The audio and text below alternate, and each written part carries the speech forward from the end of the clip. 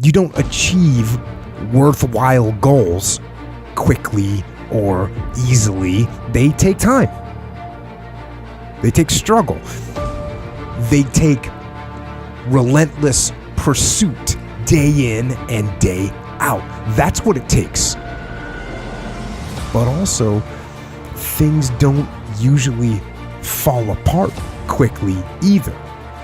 At least at first, it's a slow process. A little slip here, a little setback over there, a little wearing down of discipline and will over time. That's the thing. Success and failure are generally slow processes. Either slowly building things up or gradually tearing them down. And that's why I say you've got to pay attention. You have to watch. You have to watch every single second. Because those seconds, they turn into minutes. And minutes turn into hours. And hours turn into days. And days turn into years. And so, that second that just went by, that counted. And so did that second. And so did that one.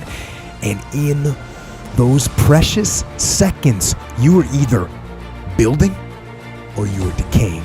You were either gaining ground or you were losing ground in that second. And in every second. Every second counts.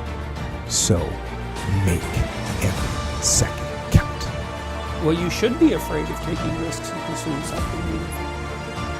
But you should be more afraid of staying where you are if it's making you miserable. It's like the first thing you want to do is dispense with the idea that you get to have any permanent security outside of your ability to contend and adapt. It's the same issue with children. It's like you're paying a price by sitting there being miserable. You might say, well, the devil I know is better than the one I don't. It's like, don't be so sure of that. The clock is ticking. Yeah. And if you're miserable in your job now and you change nothing, in 5 years you'll be much more miserable and you'll be a lot older.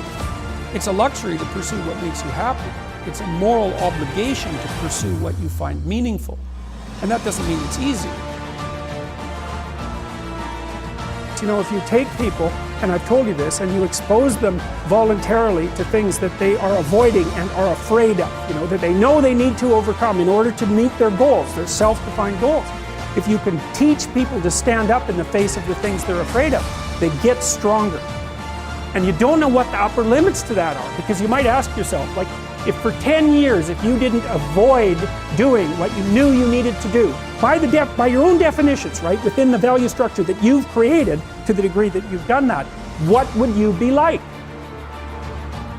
Well, you know, there are remarkable people who come into the world from time to time, and there are people who do find out over decades-long periods what they could be like if they were who they were, if they spoke their being forward.